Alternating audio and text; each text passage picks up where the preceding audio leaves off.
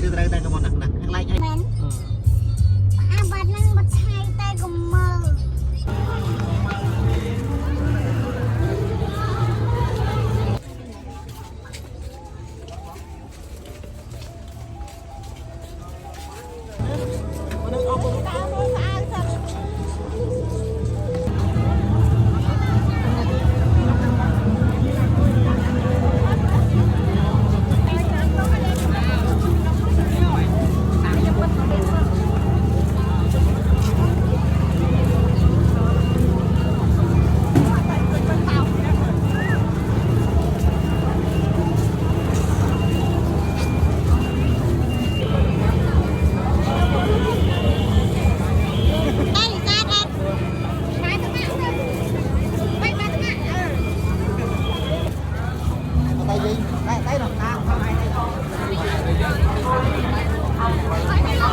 đấy nó hay lâu nó thấy nó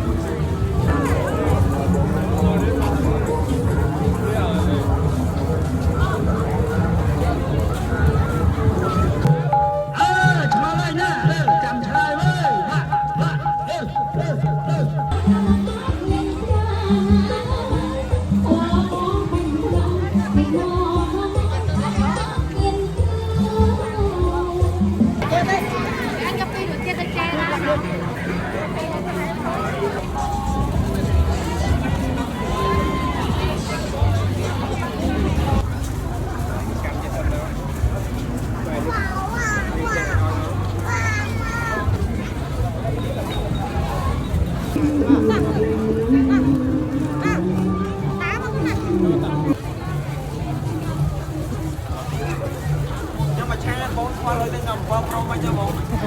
Hãy subscribe cho kênh Ghiền Mì Gõ để không bỏ lỡ những video hấp dẫn.